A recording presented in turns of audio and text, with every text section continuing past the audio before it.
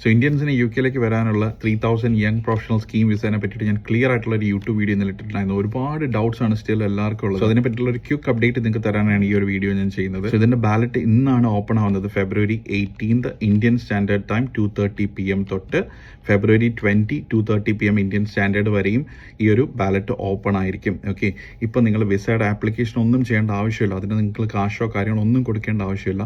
ഇപ്പോൾ ആകെ നിങ്ങൾ ഫ്രീ ആയിട്ട് നിങ്ങൾ എലിജിബിൾ ആണെന്നുണ്ടെങ്കിൽ ഈ ഒരു ബാലറ്റിൽ നിങ്ങൾ എൻ്റർ ചെയ്യാം. ഓക്കെ, എൻ്റെ ആകെയുള്ളൊരു അഡ്വൈസ്, ഞാനൊരു ക്ലിയർ ഒരു 10 മിനിറ്റിൻ്റെ കംപ്ലീറ്റ് വീഡിയോ ഈ എന്താണ് യങ് പ്രൊഫഷണൽ സ്കീം വിസ, ഈ 3000 വിസ ആർക്കൊക്കെ ആപ്ലിക്കേഷൻസ് കൊടുക്കാം, ആരൊക്കെയാണ് എലിജിബിൾ എന്നുള്ള കാര്യങ്ങളെല്ലാം ഡീറ്റെയിൽ ആയി നിങ്ങൾക്ക് മനസ്സിലാകുന്ന രീതിയിൽ ഞാൻ ഇട്ടിട്ടുണ്ട് യൂട്യൂബിനകത്ത്. സോ ആകെ നിങ്ങൾ ചെയ്യേണ്ട കാര്യം, ആ ബാലറ്റിൽ നിങ്ങൾ എലിജിബിൾ ആണെങ്കിൽ എൻ്റർ ചെയ്യുക. അതിനകത്ത് കുറച്ച് ഡീറ്റെയിൽസും കാര്യങ്ങളും നിങ്ങളുടെ ബേസിക് ഡീറ്റെയിൽസ് കൊടുക്കാനുണ്ട്.